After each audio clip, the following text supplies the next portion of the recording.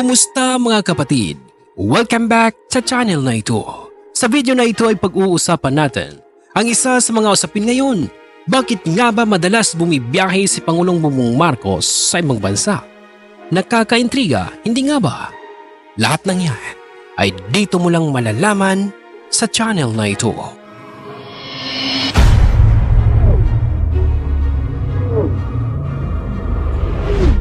Alam natin na madalas bumibiyahe sa ibang bansa si Pangulong Bongbong Marcos. Maraming nagtatanong kung bakit nga ba? Bakasyon lang ba ito? Siyempre hindi. Maraming mahalagang dahilan kung bakit ginagawa ito ng ating Pangulo.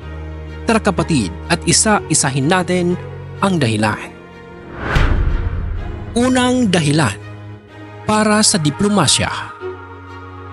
Bilang Pangulo ng ating bansa, isa sa mga responsibilidad ni Pangulong Bongbong Marcos ay makipag-ugnayan sa mga leader ng ibang bansa. Kailangan natin ng malakas na relasyon sa ibang bansa para sa kapayapaan at kooperasyon. Halimbawa, kapag dumadalo siya sa mga pulong ng ASEAN o United Nations, hindi lang siya pumupunta para sa palabas. Nire-represent niya ang Pilipinas at tinatalakay ang mga isyong mahalaga para sa atin. Ang pangalawang dahilan, para humikayat ng mga dayuhang mamumuhunan. Isa pang mahalagang dahilan ay ang paghikayat ng mga dayuhang negosyo na mag-invest sa Pilipinas. Kapag personal na pumupunta ang Pangulo at nakikipagpulong sa mga negosyante, nagiging mas interesado sila na magtayo ng negosyo sa atin. Ibig sabihin, mas maraming trabaho at oportunidad para sa ating mga kababayan. Pangatlong dahilan, pakikilahok sa mga pandaigdigang summit at komperensya. Madalas dumalo si Pangulong Bongbong Marcos sa mga international na summit tulad ng APEC at ASEAN. Dito, pinag-uusapan ang mga mahahalagang issue tulad ng klima, kalakalan at seguridad. Kapag present ang ating Pangulo, nagiging bahagi tayo ng mga solusyon at usapan para sa mas magandang kinabukasan. Pang-apat na dahilan, para palakasin ang depensa at seguridad. Alam naman natin ang mga issue sa West Philippine Sea, hindi nga ba? Isa sa mga layunin ng biyahe ng Pangulo ay makipag-alyansa sa mga bansang makakatulong sa pagpapalakas ng ating depensa.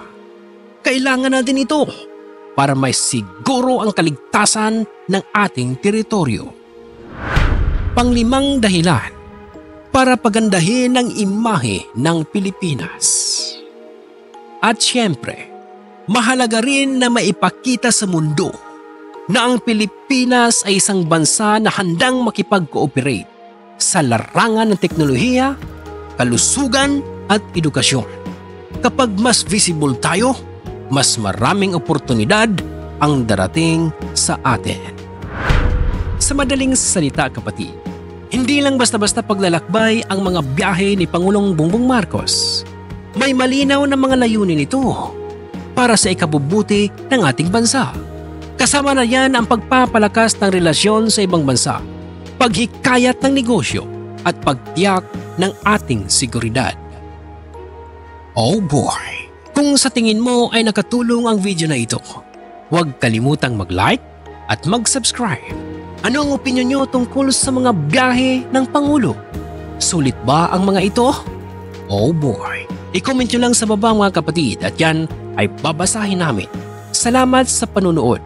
Kita-kits ulit tayo sa susunod na vlog.